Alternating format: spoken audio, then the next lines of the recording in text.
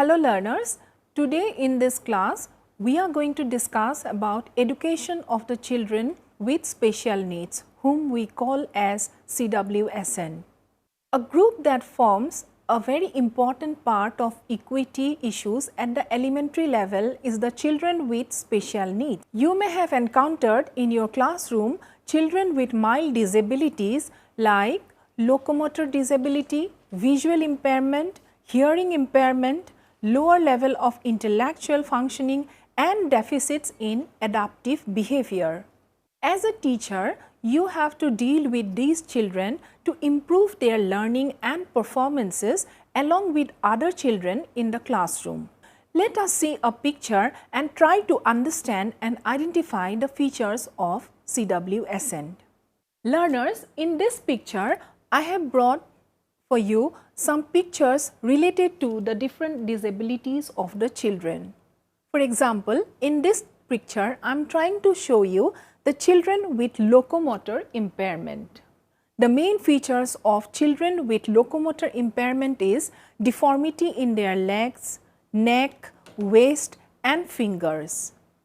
In the other picture, learners, just take a look at this picture. Here, I have pasted one picture of children with partial blindness. The main features of children with partial blindness is deformity in their eyes, watery eyes, holds object close to the eyes. These are the basic features of children with partial blindness, identifying of which is very important for you while you are dealing with them in the classroom. The third picture that I have pasted here is of children with learning disabilities. The main feature of children with learning disabilities are lack in self-confidence, seeks repetition and practices. The first step in dealing with the CWSN is to identify them properly along with the degree of disability. The teacher has to probe the problem of such children through proper medical checkup, testing and through observation of their behavioral characteristics. Once these children are identified, they are referred to appropriate persons or agencies to undergo a cure for their disability. Suppose for example, children with hearing problem, may require medical treatment and may require correction like hearing aid in order to overcome the disability. A child with visual problem may require lens or a magnifying glass. A child with locomotor disability may require crutches or a wheelchair to move around or some mechanism for adjustment of hands for writing. The curative and corrective measures are accompanied by adjustment in curriculum and classroom transaction with the objective of making the curriculum accessible to such children as to the other children. The provision that can be made in the classroom or school is to promote learning of such children which are mentioned here. Suppose for the children with locomotor impairment, it is essential for you to accept such children in your class, ensuring that no critical comment on their disabilities is given by anybody in the class. He or she should be involved in all learning activities as an equal partner with his or her peers. It may be ensured that they have adequate opportunities to participate in the games, physical activities and recreational activities at their level of functioning. In the classroom, suitable adjustment in view of the disability may be made in seating arrangement. The arrangement need to be such as not to create any physical hindrance to the child. In the assessment of performance of these children, particularly for grading or marking their disability, needs to be given due consideration. For example, if they have difficulty in writing, they may be provided with extra time if necessary. Oral testing may be used here. In some areas, they can record their answers on audio cassettes too. Now, children with visual impairment. These children are identified very easily. These are also partially sighted children. The vision of some of these children can be corrected through lens, but some can read only large printouts. Some may require magnifying glasses to read. Some children may have restricted field of vision.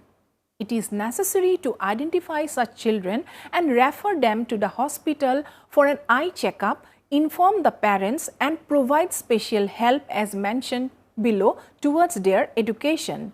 Let us look at what we can do for them. You need to adjust such children in front rows so that they can read from the blackboard with ease. You need to write in bold letters which are legible. Repeat. You need to write in bold letters which are legible and read aloud what you are writing on the blackboard.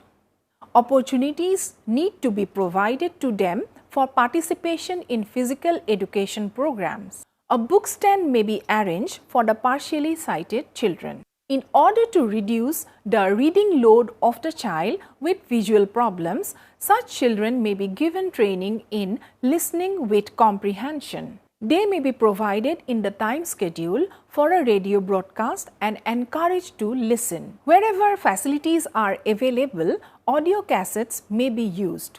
Now learners, let us know about the children with hearing and speech impairment. Some children have hearing difficulties and some have difficulty in speaking. Children with hearing problems may also develop speech problems.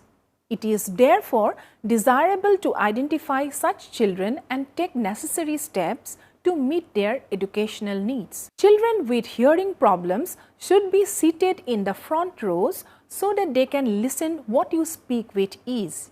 You need to use a reasonable level of pitch while speaking. Avoid mumbling and speaking too very fast. While you are demonstrating model or reading from the textbook, ensure that your lip movements are visible to such children so that they may be able to supplement listening by lip reading. Similarly, when speaking while writing on the blackboard, you should face the students rather than speak with face towards the blackboard. For the same reason, you may avoid moving while speaking. Peers may be encouraged to interact with these children and help one another in listening. Additional visual, individually or in groups, may be used to supplement general teaching input. If speech order is due to an organic defect in the speech mechanism, medical help is required. Speech defects arising out of hearing problems can be corrected through speech training using reinforced drill and practice. Now let us know about children with learning disability.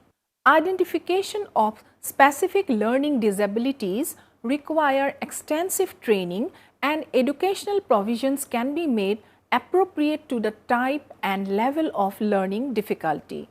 However, some common and practical steps you can take to help such children in your class are: you have to provide more concrete experiences for these children.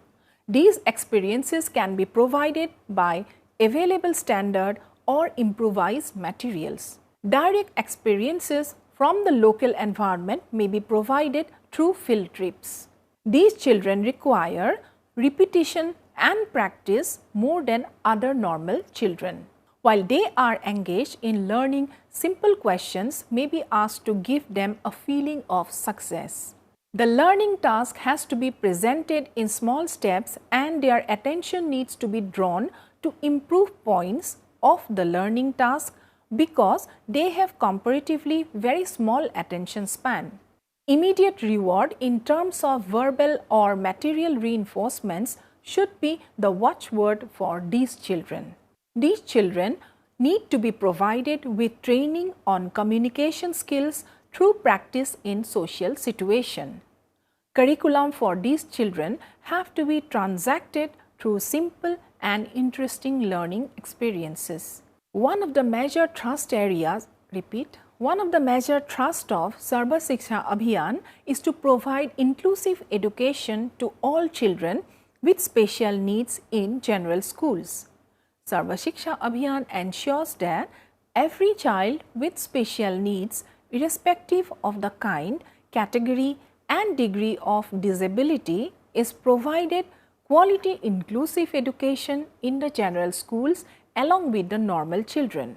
It also supports a wide range of approaches, options and strategies for education of children with special needs. This includes special training in the form of school readiness program for CWSN, education through special schools, home schooling and community based rehabilitation.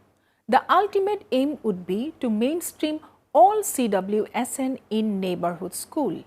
So, dear learners, I hope by now you have learned at least a little bit of the CWSN, their characteristics, their features and the educational provisions accordingly that we have to make for them.